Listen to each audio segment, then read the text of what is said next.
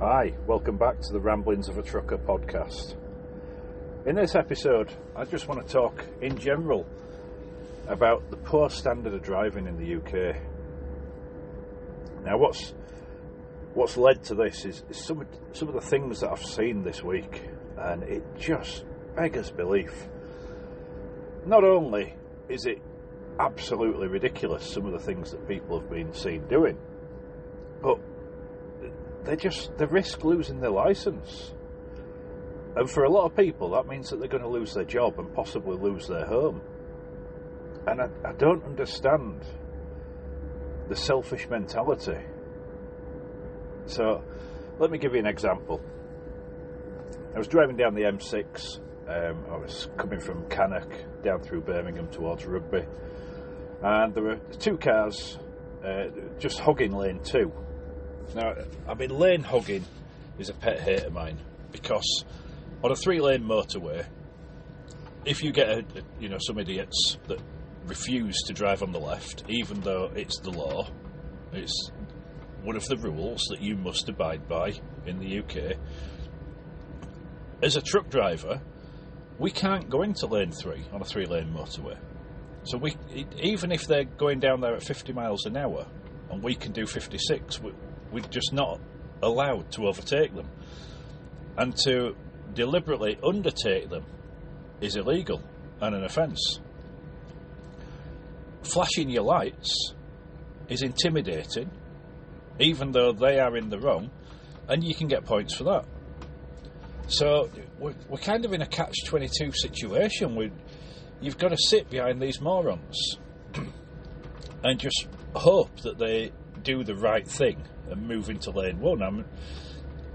I don't get why they sit in lane 2, because at some point they've come down a slip road and gone from slip road to 1 and then from 1 to 2, so they have the ability to change lanes, and at some point they're going to have to go from lane 2 to lane 1 to the slip road to leave the motorway. So why, when they're on the motorway, can't they go from 1 to 2, 2 to 1, 1 to 2, 2 to 3, 3 to 2, 2 to 1? It's really not a difficult concept. Now, before I move on from this, let's cover the driving licence application in the UK. Now, I used to be a DVSA riding instructor for motorbikes. When you apply for a driving licence, apply for your provisional, you fill out the form, all your details, blah, blah, blah, blah, blah, and at the bottom there's a little box that you sign.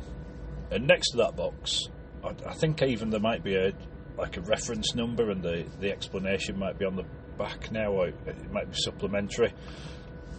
But basically, what you are signing to agree to there, you're agreeing to apply to the state to give you a licence which effectively gives you permission to drive in the UK. But the small print, it says that you agree to read the highway code, to understand and keep up to date with the rules, and drive in accordance with them. And this is why the state can take your licence away from you. Now, they have a points system, and it's basically so that you can learn from your mistakes without them having to take it away from you, because they know that having a licence, it's good for the economy, it's good for business, it's good socially. So you sign that box and you're basically saying, to the King or the Queen, I will agree that I will read the highway code and drive in accordance with those rules. So why don't you? I don't get it. Why don't people do it? Why risk your licence? So, back to these cars that were hogging the middle lane. Now, I couldn't overtake them. At some point, it became 4 lanes, and I was able then to go into lane 3 and go past these cars. There was no speed restriction. It was national speed limit. So I went past at 56, and these cars are still, they were like high 40s, low 50s, 48 to 52. So the first one that I went past, because we've got a great vantage point from up here in the truck, I looked down, and the guy has got his right hand on the steering wheel and his phone in his left hand, and he's going through WhatsApp messages. This is why he's not focused on his driving. And I just think, how would your life change if I was a police car? Or because the police have an unmarked truck that patrols the motorways. They'd get video evidence of that. You would go to court and you would probably lose your licence. You'd certainly get 6 points for using a mobile phone whilst driving. So if you've already got 3 for speeding or 6 for speeding, that'd be it. You'd lose your licence. You'd have a 12-month ban. The car in front of that one, and I'm struggling to find the words to explain what I saw, but the driver, they'd got both hands on the steering wheel, not a problem with that. They weren't exceeding the speed limit, not a problem with that. They were just hogging lane 2 when they should have been in lane 1. Now it was night time, and they had their sun visor down, and fixed onto the sun visor was a mobile phone. And I could see from here in the truck that they had a video playing on their mobile phone that was attached to their sun visor whilst going down the M6. And they were so focused and engrossed on the video they were watching, they couldn't drive in the correct lane, and they couldn't maintain a steady speed in accordance with the speed of that road.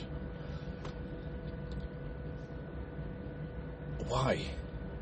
What is so important that you have to risk your driving licence? And I think it goes back to what I said earlier. Most people don't realise what they've signed to agree to when they first get the driving licence. And it could be that some of these people, they could be migrant workers. They could have come over from another country and not had to apply for a driving licence like we had to. They could have just exchanged their driving licence. And therefore they don't know the rules over here. They haven't had to read the highway code because they haven't had to sit a British theory test. And they haven't read the small print on that form, so they don't know how easy it is for, previously the Queen, now the King, to basically say, to the courts, take the man's licence away. He isn't driving in my country, or she isn't driving in my country in that manner. I only want people who respect the rules of my country to have a driving licence. And that's the top and bottom of it. Now, I know a driver, and he is a HGV driver, still is, but he was caught. He was caught speeding in roadworks.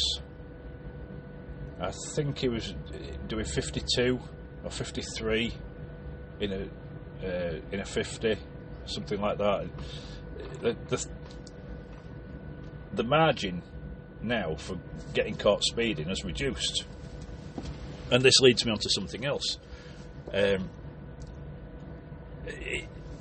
Back in the day, I passed my test in the 80s, and back then you could get away with doing the speed limit plus 10% plus 6. So that meant if it was a 60 mile an hour, so a national speed limit single carriageway in a car, you could get away with doing 72 in a 60 before you would be prosecuted for speeding. What that meant was that people they'd do 70 in a 60. So what the police had to do was start reducing the amount that you could get away with. So then it was 10% plus 3, and then I can't remember what it is now. I know it's coming down, but it isn't coming down as quick as it has in other parts of Europe. So, for example, in France, it's 1 kilometre an hour. So, if the speed limit is 90 kilometres an hour, you can do 91, you will get prosecuted at 92. And the reason that they've done that is because people keep pushing the rules, keep pushing the boundaries. And it's quite childish, really. It's the sort of thing that toddlers do. You know, you tell them no, so they do it again. No, you know, don't touch that, so they touch it. No, you can't have that, so they want that. And then as they get older, you know, you can play out, but I want you in for 7 o'clock. And they're coming at 7:05.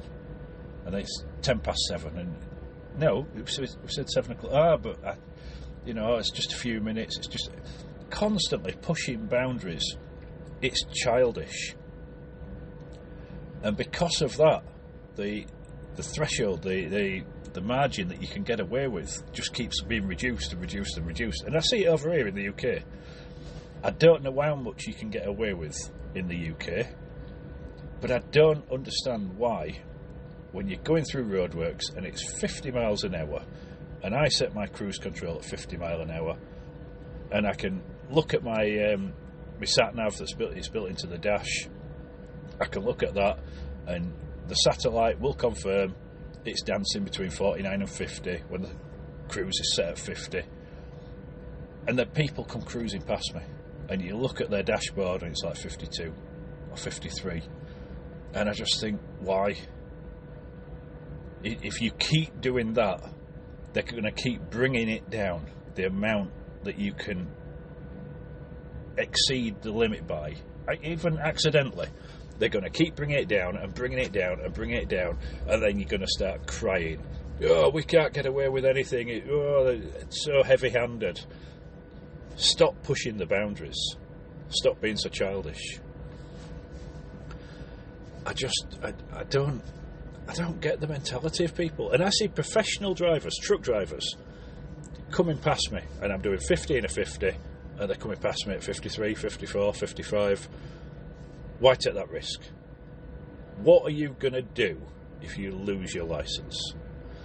So, going back to this guy who was caught speeding in roadworks, which got him 3 points, and then he was driving through, I think it was near Coventry, somewhere on the M6, and he got his phone on his dashboard, not in a holder, and it chimed, and he picked up the phone and just angled it so he could see what the notification was. Didn't touch the screen, he just grabbed it by the sides, lifted it up, put it back down. At the side of him there was a cop. Copper pulled him over. You touched your mobile phone when you were driving, it wasn't in a fixed holder, blah blah blah, 6 points. It went to the traffic commissioner because he was a professional driver, and the traffic commissioner took away his HGV licence for 12 months. He could still drive his car, but he couldn't drive a truck. And when that 12 months was up, he didn't automatically get his licence back. He had to go and stand in front of the traffic commissioner and ask for his licence back. He had to plead his case. The traffic commissioner would have looked into his driving record in that 12 months. Did he get caught again? You know, did he get any more points? Did he go on a speed awareness course? Or, you know, all these things. Is he of good conduct? Should I grant him his licence back? And that's how serious this thing is. So, I have 2 phones, personal phone and a work phone. They're both on holders, and they're on short holders, really close to the screen, a long way away from me. I can't touch those phones whilst I'm driving. I have to take my seatbelt off and shuffle forward in my seat or slide my seat forward in order to touch either of those phones. There's no temptation. If it chimes, well, so be it. I'll wait till I stop. We have plenty of brakes in this job. You can stop whenever you like, pee break, coffee break, anything like that. You pull into a lay-by, 60 seconds, you pull in, engine off, go through your messages, find out if your work's changed, if your wife's going to be late home, blah blah blah, whatever it may be. Start your engine and go. If you can't spare 60 seconds 3 or 4 times a day, you're doing something wrong. That's my opinion. So the bottom line, guys, is, and girls, because I know there's some girls that subscribe to this now, just don't take the risk. Don't do it. It isn't worth it. You know, I do 110,000 mile a year in the truck, and then I do personal mileage in my car, and I also ride a motorbike. The amount of unmarked cars I see far exceeds the number of marked police cars. It really does. The opportunity to get caught and lose your licence is just, it's increasing. There's more cameras everywhere, not just speed cameras. I mean, they've now got mobile phone cameras. In parts of Europe, they've got noise cameras. So if your car's too noisy, if you've got a sporty exhaust, if you're revving it too hard, things like that, it takes a picture and a noise reading, and they're issuing fines. And this is all because people have pushed boundaries, and they keep pushing boundaries. You know, the guys in it's pretty much everywhere in the UK now. I was going to name 1 or 2 places where there's quite a lot, but you see it everywhere.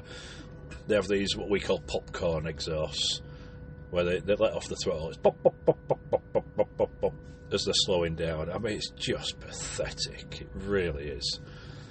And because of that noise, because the elderly, the frail, people with mental health issues, because it scares them, they're having to deal with it. And because people won't do it voluntarily, they won't, okay, we'll stop making our exhaust pop, we'll stop fitting overly loud exhaust to our cars. They're having to bring in sensors, cameras, microphones, change the law, and you're just making it difficult for everyone. So,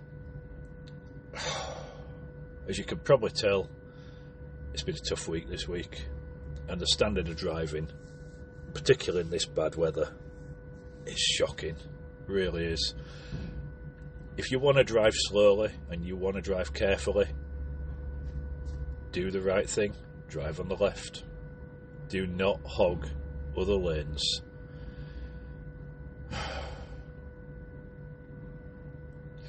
Right, I need to finish delivering this stuff and get home. I'm going to be here for a couple of hours, but I hope you've enjoyed this podcast. Please don't take any risks when you're driving. Put your phone away. Put it in the passenger seat, or throw it on the back seat or something like that, and just ignore it until you can stop and look at it safely. Okay, thanks for listening, and I will get another episode ready and get it out there for you as soon as I can. Alright, bye bye.